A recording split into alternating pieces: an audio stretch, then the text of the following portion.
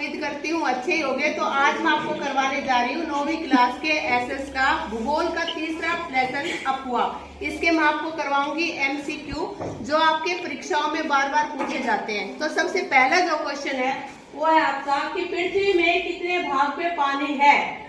तो ये आपका जो करेक्ट आंसर है वो है 71%। इसका क्या है कि पृथ्वी पर 3/3 पानी है, 3/4, ठीक है। और इसमें से जो है 71% जो है पानी है और 29% क्या है, सतल है। सतल मीन्स भूमि है। से किस राज्य में स्थित है? तो देखिए राज्य कौन कौन से हैं, राजस्थान, पंजाब, उत्तर प्रदेश और जम्मू कश्मीर। तो इसका जो करेक्ट आंसर है वो आपका है जम्मू कश्मीर। यहाँ पे क्या है, हिमालय पर्वत की जो बर्फ होती है वो पिघल पिघल के पानी आता है और इसकी वजह से इसका जो पानी है वो मीठा होता है, इसलिए इसे मीठे पानी की झील भी कहा जाता है। नर्मदा नदी का उद्गम कहाँ से है? उद्गम का मतलब कहाँ क्या होता है कि कहाँ से निकलती है। तो इसका है सतपुड़ा, अमरकंटक, ब्रह्मगिरी और पश्चिमी घाट के ढाल। तो इनमें से करेक्ट जो आंसर है वो है आपका अमरकंटक। ये जो है एमपी में पड़ता है, ठीक है। और यहाँ से जो है नदी निकलती है और अरब सागर के अंदर गिरती है। इसको याद करने के लिए आप अमरकंटक यानी ऐसे शुरू होता है और अरब सागर भी ऐसे शुरू होता है। तो ये है कि अमरकंटक से निकलकर ये अरब सागर में गिरती है। क्या गिरती है? नर्मदा नदी। कौन सी लवणीय जल वाली झील है? तो लवणीय होता है खारे पानी की झील। इसमें जो आंसर दिए हैं सांभर, बूलर, डल और गोविंद सागर। तो इनमें करेक्ट आंसर है सांभर और ये पश्चिमी राजस्थान में पाई जाती है। जो राजस्थान है वहाँ पर वर्षा कम होती है, इसलिए खारा पानी की झीलें ज्यादा पाई जाती हैं। अगला क्वेश्चन है निम्नलिखित में से कौन सी नदी प्रायद्वीपीय भारत की सबसे बड़ी नदी है? तो इसके ऑप्शन है नर्मदा, गोदावरी, कृष्णा और महानदी। तो इसका राइट आंसर है गोदावरी। और इसके अंदर क्या है कि अगर आपसे ये पूछा जाए कि प्रायद्वीपीय जो है ये हटा दिया जाए और ये पूछा जाए कि भारत की सबसे बड़ी नदी कौन सी है, तो वो होगी हमारी गंगा नदी। और अगर ये पूछा जाए कि विश्व की सबसे बड़ी नदी कौन सी है, तो वो होगी हमारी नील नदी। और अगर क्वेश्चन ये पूछा जाए कि विश्व के अंदर सबसे बड़ी अपवाद द्रोणी कौन सी नदी है, तो वो है हमारी गंगा नदी। नामांकित नदियों में से कौन सी नदी भ्रंश घाटी से होकर बहती है? तो ऑप्शन है दामोदर, कृष्णा, तुंगभद्रा और तापी। तो इसका राइट आंसर है तापी। क्योंकि देखो ये याद करने का एक तरीका है, जो भ्रंश है मीन्स जो खराब है तो उसमें क्या होगा, वो तपेगा। तो इसको याद करने का क्या है कि जो भ्रष्ट है वो तपता है, यानी भ्रंश घाटी से जो निकलता है वो तापी नदी है। निम्नलिखित में से कौन सा वृक्ष की शाखाओं के समान अपवाह प्रतिरूप प्रणाली को दर्शाता है? सबसे पहले तो मैं आपको बता दूं कि प्रतिरूप होता है कॉपी यानी हमारी छाया, ठीक है। तो इसमें क्या है कि ये क्या दर्शाता है, अपवाह क्या होता है? मैंने बताया था जो बहने की एक क्रिया होती है उसे हम अपवाह कहते हैं। तो इसका सही रूप से जो राइट आंसर है वो है ध्रुवाकृति, ठीक है। इसमें कैसे पानी बहता है? वृक्ष की शाखाओं के समान इधर उधर, मतलब ये एक साइड में एक दिशा में नहीं बहता है, ये चारों दिशाओं में फैल के बहता है।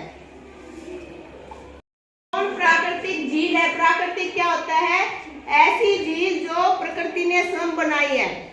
झीलें दो प्रकार की होती है, प्राकृतिक झील और मानव निर्मित झील। जो मनुष्य द्वारा झीलें बनाई जाती हैं उन्हें हम मानव निर्मित झील कहते हैं। जो प्रकृति ने स्वयं बनाई है, जो प्रकृति की देन है, उन्हें हम प्राकृतिक झील कहते हैं। तो इसमें जो है चिल्का झील जो है वो प्राकृतिक झील है, ठीक है।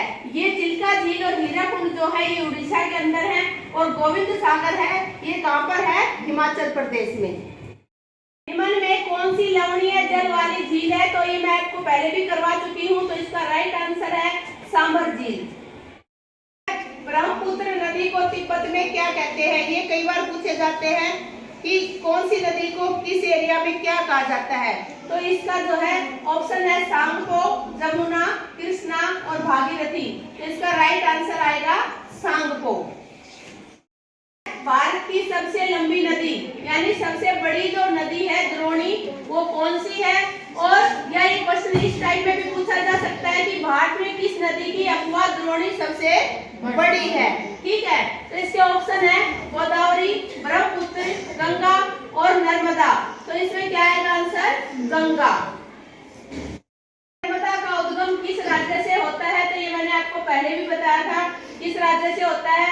तो ऑप्शन है ओडिशा, मध्य प्रदेश, कर्नाटक और महाराष्ट्र। तो बताइए क्या है राइट आंसर?